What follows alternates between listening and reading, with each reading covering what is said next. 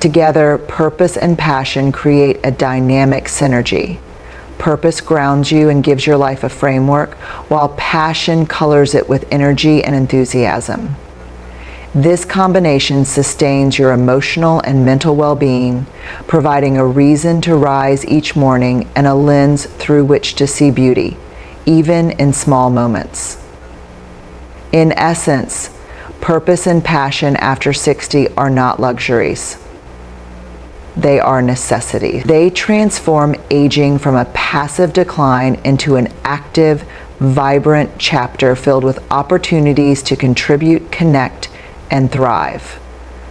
Holding on to them means embracing life fully, with intention and heart, knowing that your best years can still be ahead, rich with meaning, joy, and discovery.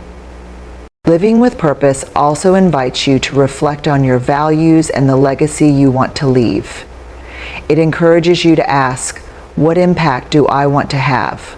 Or, how can I make these years meaningful, not just for myself, but for others? This reflection often leads to acts of kindness, mentoring, sharing wisdom, or simply being a steady presence in the lives of those around you. Such contributions may seem small in the grand scheme, but they ripple outward, touching lives in profound and lasting ways. Passion, too, infuses your days with joy. It reminds you that life is not just about survival, but about delight, curiosity, and expression. Whether it's through a hobby, a creative outlet, or an ongoing quest for knowledge, passion keeps the spirit youthful. It invites you to keep dreaming, experimenting, and growing, no matter your age. When you pursue something meaningful, your sense of worth expands beyond physical abilities or societal roles. It connects you to a bigger picture, a community, a cause, or a personal journey, and helps you feel that you still have something valuable to offer. This is especially important as traditional roles like full-time work or active parenting begin to evolve or come to an end. Without purpose and passion, it's easy to feel adrift, but with them, life feels rich, exciting, and deeply rewarding. Moreover, purpose and passion provide a buffer against loneliness and despair. They fill your time with creativity and engagement, warding off the sense of emptiness that can sometimes creep in during later years. When you're working towards something you care about, you're more likely to seek out like-minded people, build new friendships, and maintain a positive outlook. This active engagement also keeps your mind sharp and your heart open. It's about waking up with a reason to engage with the world rather than drifting through time.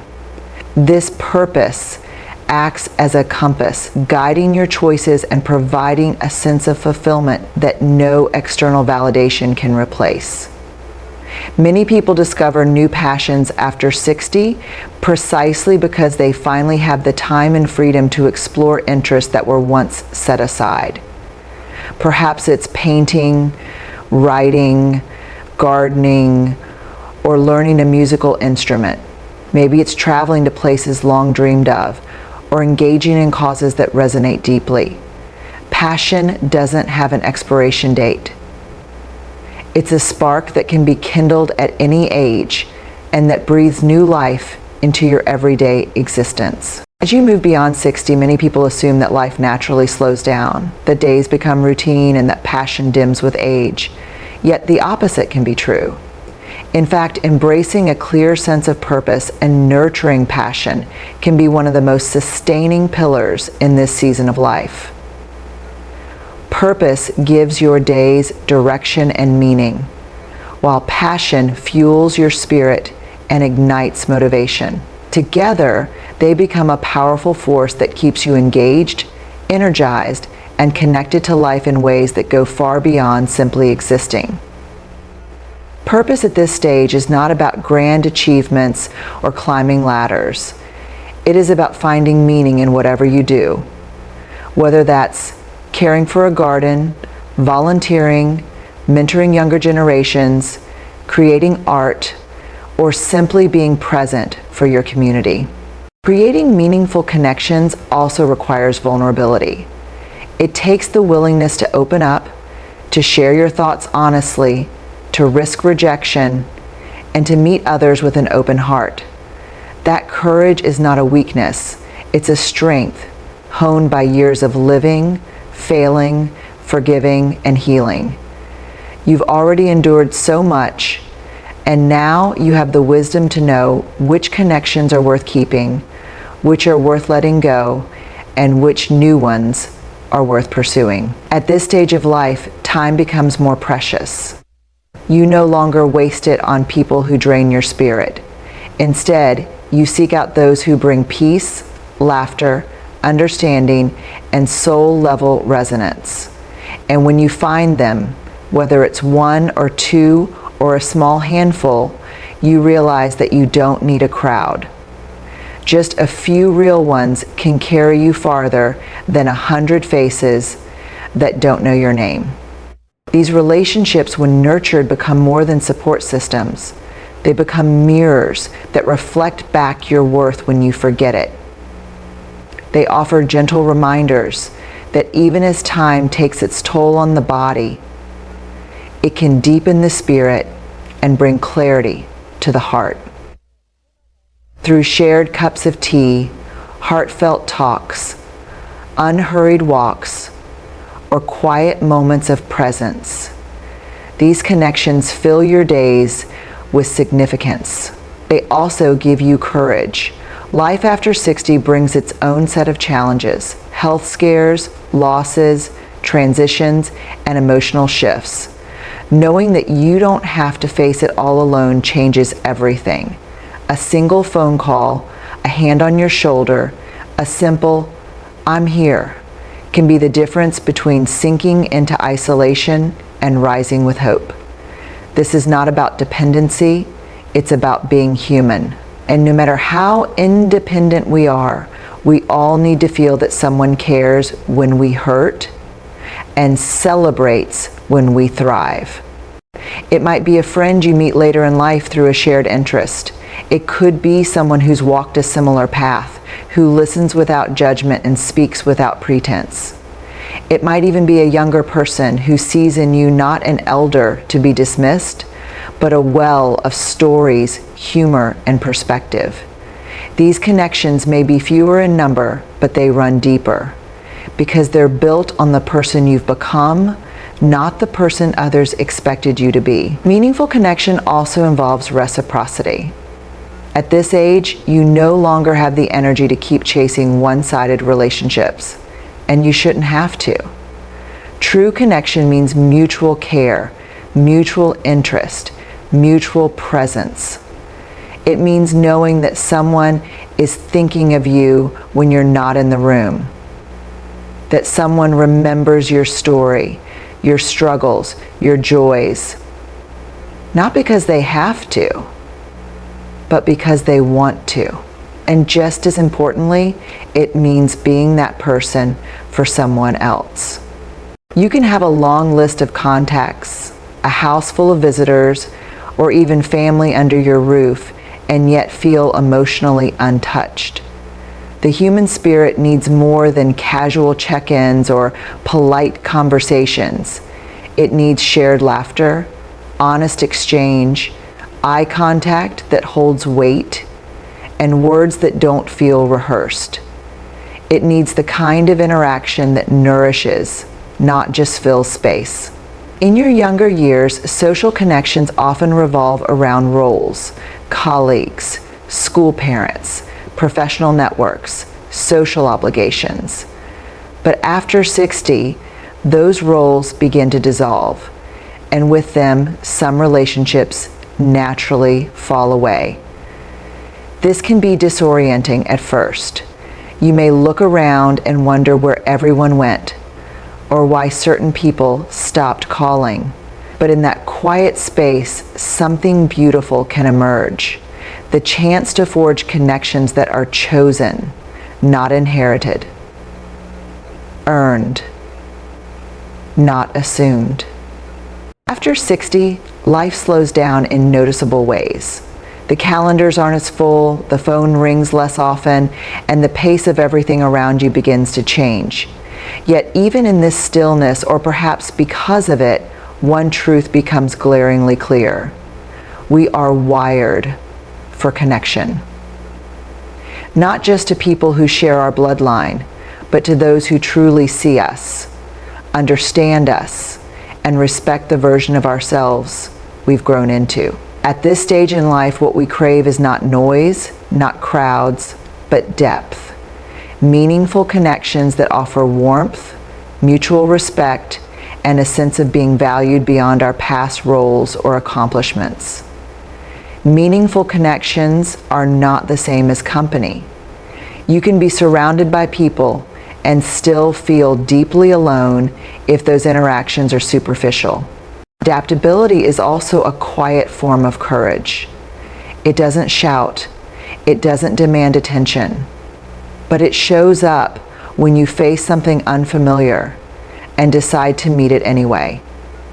When you acknowledge that aging might limit some things, but you refuse to let it define your life in narrow terms. It's in the way you modify your habits, try new experiences, embrace new routines, and challenge the idea that it's too late for anything. Whether it's starting a new hobby, making a new friend, or simply waking up and deciding to face the day differently, adaptability is there, helping you move forward. In the later chapters of life, change doesn't stop. But neither does your ability to meet it with strength and perspective. Adaptability becomes the soft armor that protects your joy. Grief, too, calls for adaptability.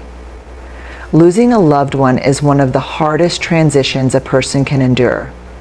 The hole they leave never truly goes away, but adaptability helps you reshape your life around the absence.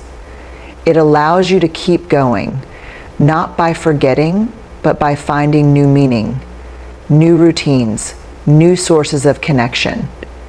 It doesn't erase the sorrow, but it ensures that sorrow doesn't become the only emotion you carry. In relationships, adaptability helps you let go of old grudges, to reframe misunderstandings, to build bridges where there were once walls. It allows you to accept that people change just as you have changed. It reminds you that love, connection, and community require not just effort, but flexibility. Rigidity in thought and expectation often isolates us, but openness draws people in. Maybe the people you used to rely on have moved on, and now you're learning to rely more on yourself. Perhaps you've been introduced to technologies that didn't exist for most of your life, and instead of resisting them, you choose to engage, to learn, to participate in the world that continues to evolve around you. Adaptability is also about reimagining your identity. For years, you may have defined yourself by your role as a parent, a worker, a partner, a provider. But as these roles shift or fade, it becomes necessary to ask, who am I now? This question can be frightening, but it also opens a powerful door. It invites reinvention. Maybe now you're a traveler, a mentor, a creator, a student of life. The most fulfilled people in their later years are not the ones who cling tightly to what was, but those who remain open to what can still be. Adaptability is not about pretending that change doesn't hurt. It's not about being indifferent or unaffected. Rather, it's about your willingness to shift your thinking, to loosen your grip on old expectations, and to find new ways of doing things when the old ways no longer work. It is a mindset, open, curious, flexible, that allows you to keep learning and adjusting even when the temptation to retreat into the familiar feels stronger than ever. It helps you stay mentally agile, emotionally resilient, and forward-facing, even when you're uncertain about what's coming next. At 60 and beyond, adaptability shows up in the everyday moments. Maybe you're learning to live in a house that has become too quiet. Maybe you've had to downsize, relocate, or change your lifestyle for financial or health reasons. By the time you reach your 60s, life has already taught you one undeniable truth: change is the only constant. No matter how carefully we plan, how much we hope for stability, the world keeps shifting, sometimes gently, sometimes abruptly. Friends move away, careers end, children grow and start their own lives, health fluctuates, technology races ahead. Even the rhythms of daily life evolve. In the face of all this, the ability to adapt, not just to survive change, but to absorb it with grace, becomes one of the most crucial forms of support you can rely on. Adaptability, more than strength or even experience, determines how well you continue to live as the landscape of your life keeps evolving. The most remarkable truth is that even at 60, 70, 80, and beyond, the body responds to care. Muscles strengthen with use. Lungs expand with breathing. The mind sharpens with use. Health is not static. It is responsive. And so every act of care, every small change, every moment of awareness makes a difference. No matter where you start, there is always something you can improve, maintain, or preserve. Ultimately, health awareness is a form of self-responsibility that turns into freedom. It frees you from dependency, from fear, from unexpected emergencies. It gives you the power to shape the quality of your life, even if you cannot control every outcome. It allows you to say, I may be aging, but I am still in charge of how I live. And that, more than anything else, is the kind of support no one else can give you. Only you can choose it, practice it, and benefit from it each day. Another part of health awareness is understanding your limitations, not as weaknesses, but as facts of life. Accepting that you may need more rest, that certain foods may no longer suit you, that some tasks require new ways of doing. These adjustments are not failures. They are acts of self-respect. Pushing beyond your limits recklessly does not prove strength. Honoring them proves wisdom. Health awareness means knowing when to move and when to pause, when to push through and when to ask for help.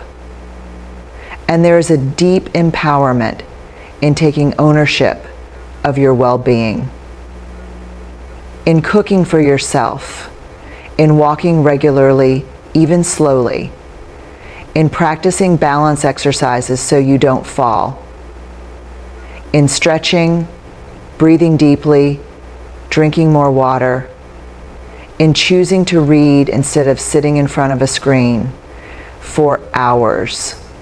These small actions accumulate, and over time they become your new baseline of strength. You don't need a perfect body to live well. You need a body that is cared for consistently. It means knowing your numbers, your blood pressure, sugar levels, cholesterol, bone density. It means asking questions at the doctor's office, not just nodding passively.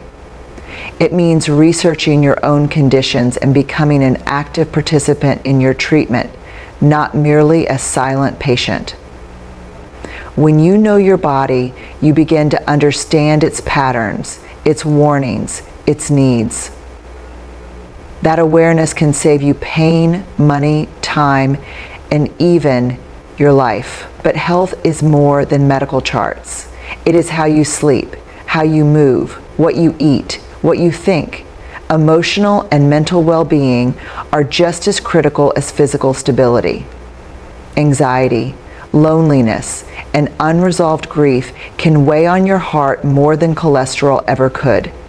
Health awareness means recognizing that your thoughts and feelings influence your energy, your immune system, and your willingness to live actively.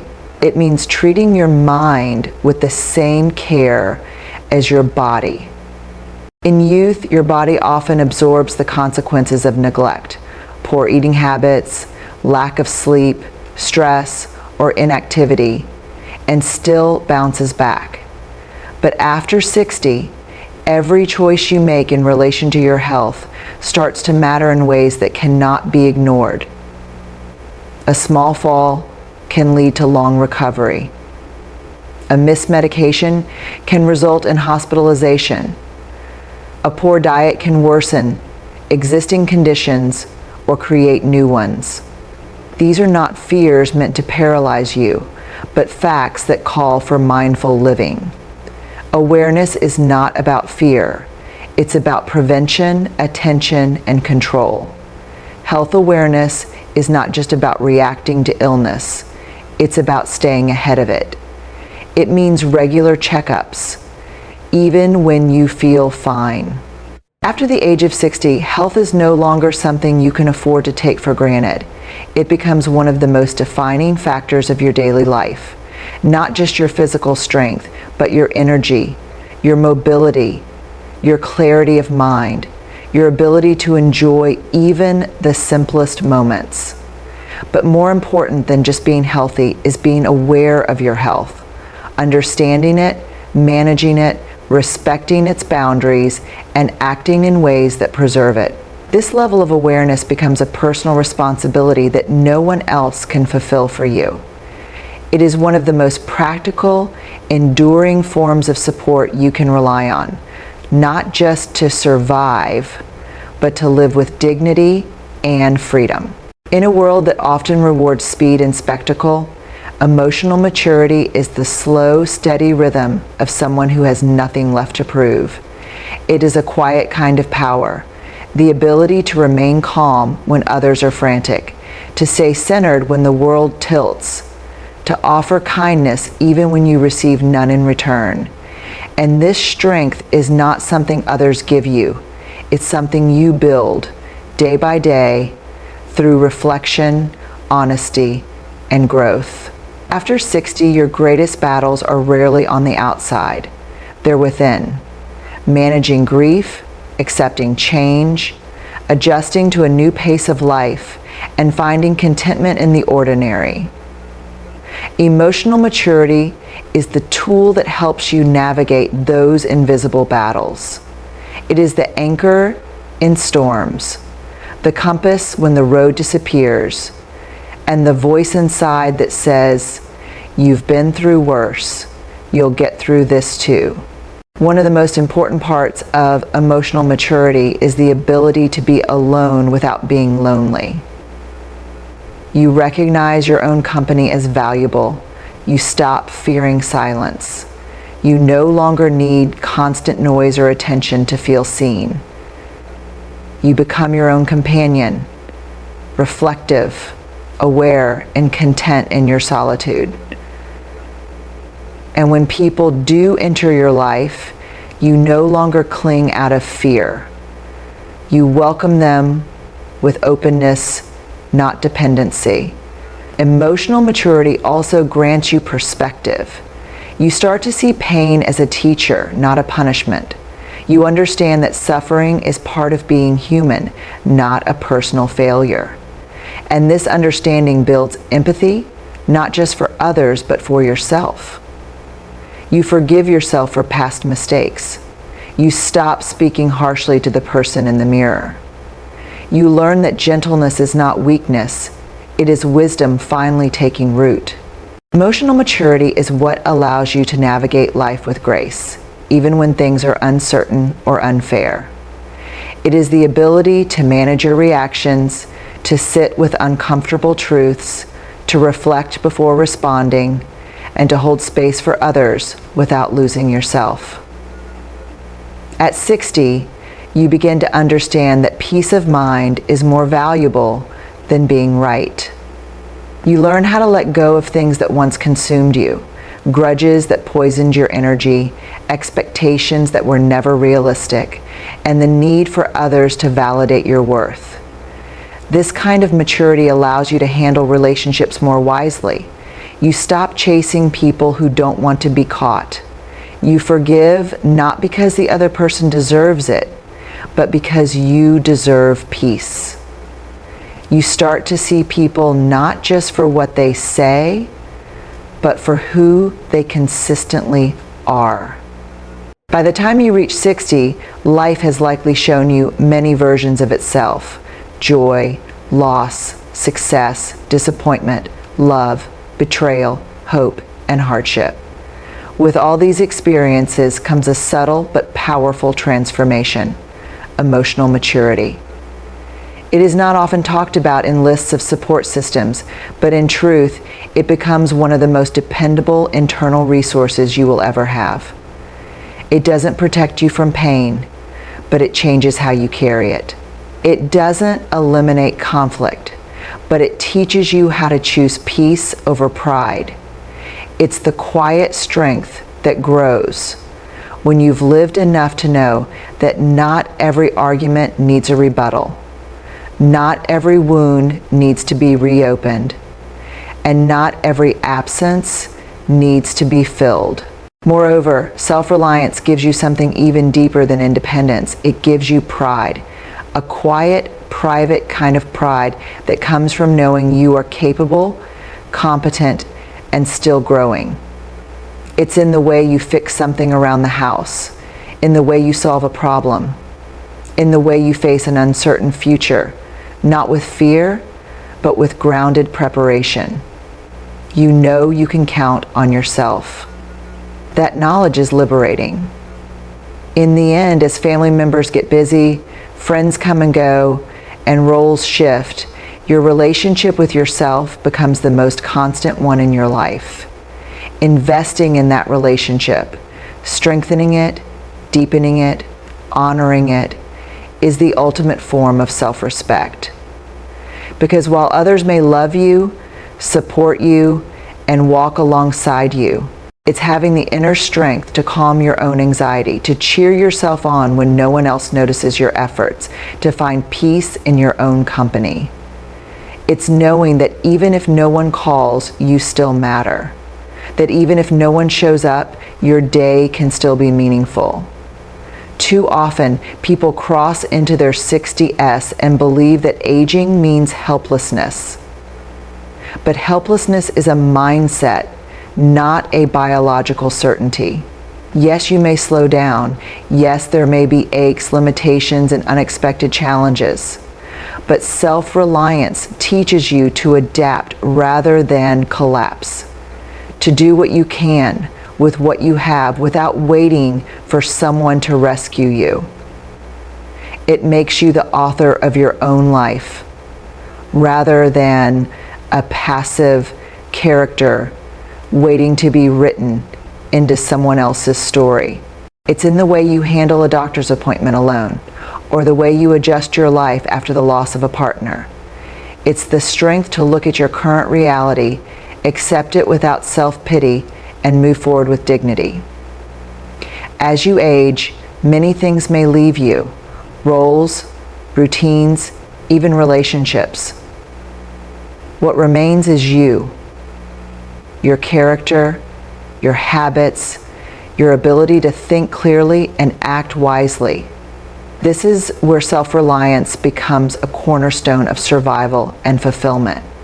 It shows up in small, everyday acts: managing your finances without confusion, keeping your home in order, preparing your meals, remembering your medications, setting your own schedule, making your own decisions. These things may sound mundane, but they are the very essence of independence.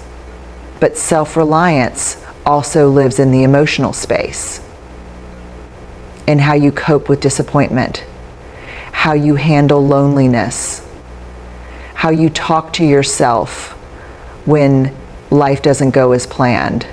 Self-reliance after the age of 60 becomes less about doing everything on your own and more about trusting yourself, your judgment, your routines, your resilience, and your ability to face life as it unfolds. In youth, we often lean on the systems around us. Our careers provide identity, our families provide structure, our bodies provide energy without much maintenance. But as these external supports shift or diminish, we come face to face with the one source of strength that must endure, our own. Self-reliance isn't a rejection of help. It's the quiet confidence of knowing that if help doesn't arrive, you'll still find a way. It's knowing how to manage your affairs, how to take care of your needs, how to navigate both the practical and emotional challenges that inevitably arise with age. There is immense beauty in the kind of purpose that comes with age. It is quieter, wiser, more patient. It's no longer about climbing ladders or chasing applause. It's about adding meaning to your own life, and through that, enriching the lives of others. It's purpose not driven by ego, but by essence. And that kind of purpose doesn't fade. It matures. What you find meaningful will evolve with time, but the act of seeking and choosing purpose is itself transformative. It reminds you that your story isn't over, that your value isn't tied to what you used to do, but to who you are now, and how you decide to live each day moving forward. Purpose also gives structure to time. It gives the day shape, whether it's waking up to walk dogs at the local shelter, working on a painting, studying a new language, or caring for a grandchild. These actions create rhythm, identity, and flow. They prevent the drift that can come when there is nothing anchoring you. And unlike roles defined by external expectations, purpose after 60 is often chosen freely. That freedom is what makes it especially rewarding. There's also a deeper truth. Humans are not designed to be passive observers. We are meant to contribute, to connect, to create. When we stop doing that, we shrink emotionally and mentally. But when we feel like we still have something to offer, and we all do, we begin to realize that growing older doesn't mean growing smaller.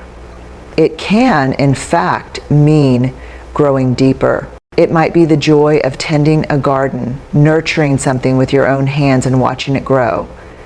It might be mentoring a young person, passing on the hard-earned wisdom that no textbook could teach. It could be teaching, volunteering, writing your story, learning a new skill, or simply being present for someone who needs a listening ear. Purpose is deeply personal, and that's what makes it powerful. Many people believe that retirement is the finish line, the place to rest and do nothing. But rest is not the same as aimlessness. Without purpose, rest can quickly turn into boredom, and boredom into apathy. Days become repetitive, indistinguishable, and a creeping sense of irrelevance can take over. That's why people who stay mentally and emotionally engaged, those who pursue goals, however small, tend to be happier, healthier, and more resilient in the face of aging. There is something profoundly life-giving about having a reason to wake up in the morning. After the age of 60, when many people step out of full-time careers, when children no longer need daily care, and when many societal roles tied to productivity begin to fade, a quiet question begins to echo inside. What is my role now? And for some, it becomes a whisper of doubt. Am I still useful? Do I still matter? This is where the concept of purpose becomes not just important, but essential. Purpose is what fills the space between waking and sleeping with meaning. It doesn't have to be a grand mission or a noble cause. It can be simple, personal, even private. But it must be genuine. extending a hand, making the call, starting the conversation. Vulnerability can feel uncomfortable, but it is also the gateway to belonging.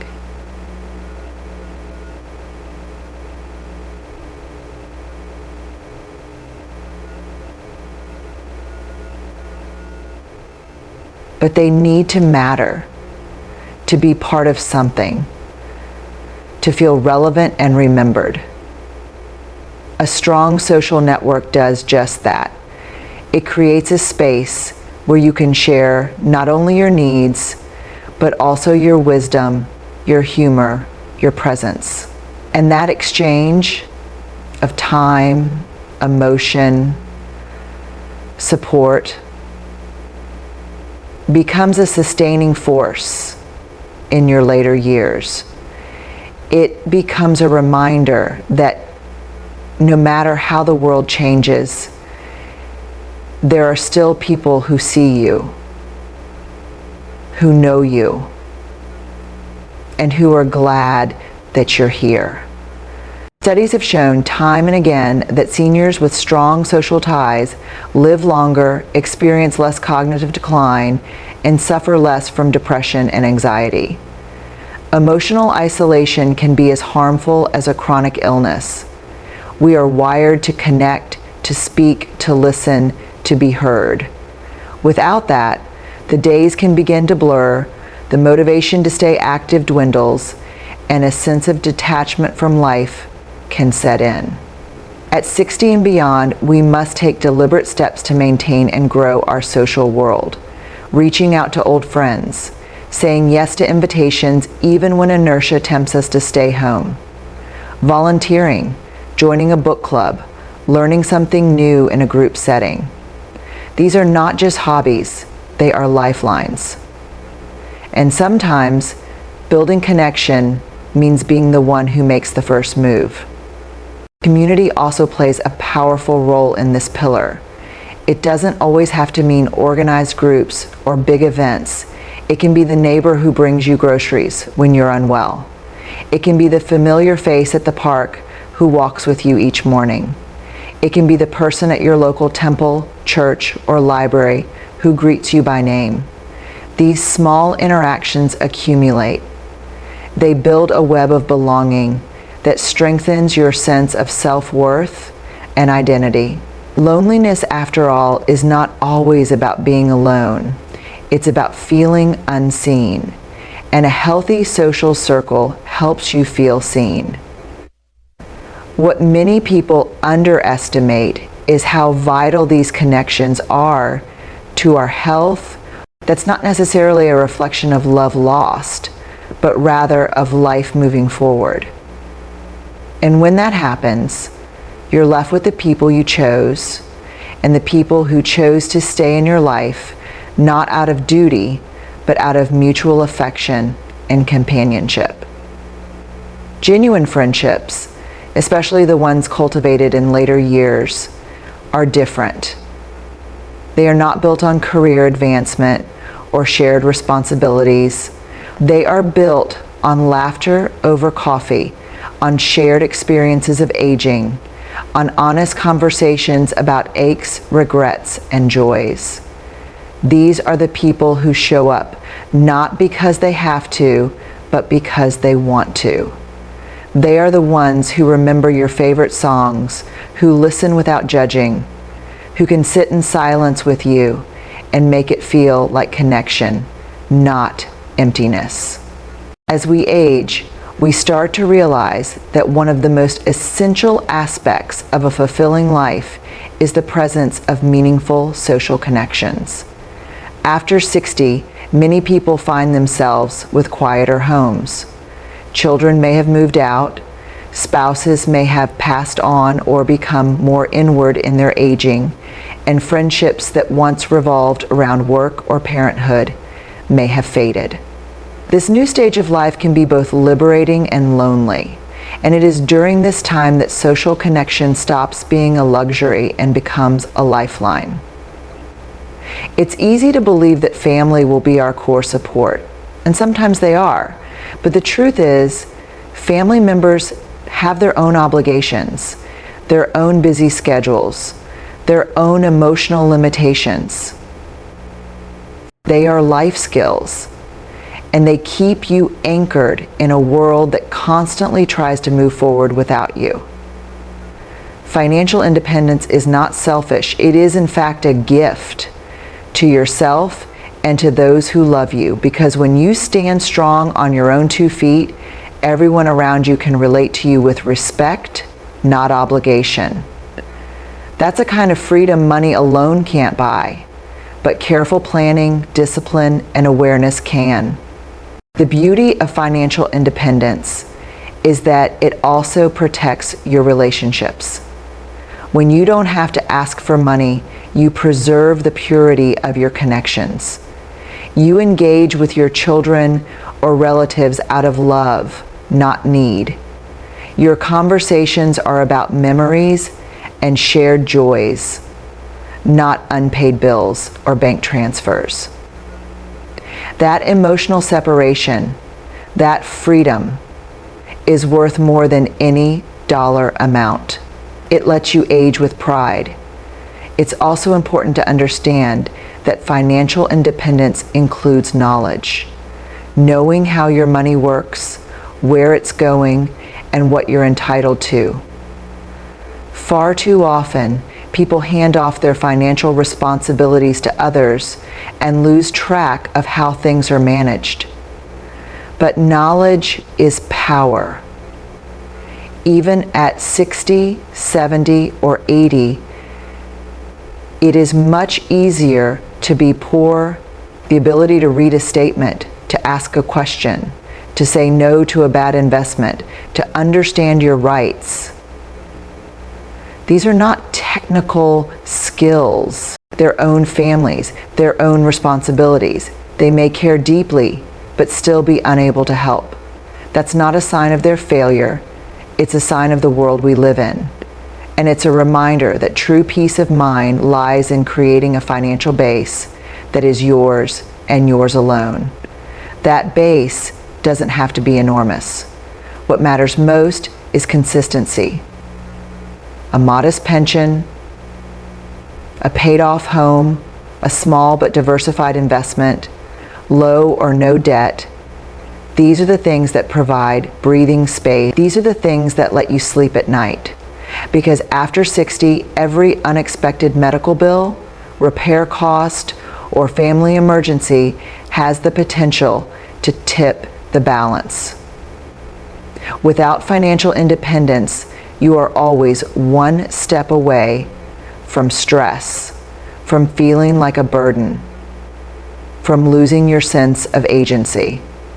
Financial independence after 60 isn't just about having money, it's about having control. Control over your choices, your lifestyle, and your dignity. In a world that moves fast and doesn't often make room for the elderly, having your own financial resources becomes a shield against dependence, discomfort, and silent humiliation. It's not about luxury or excess. It's about the power to say no when something doesn't feel right. And yes, when you want something for yourself without having to justify it to anyone.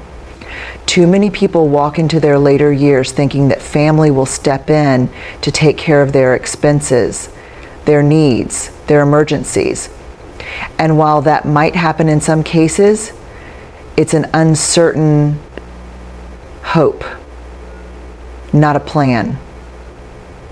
Children may have their own struggles. A healthy 60-year-old can have more joy and vitality than a stressed and sick 30-year-old. That's the irony.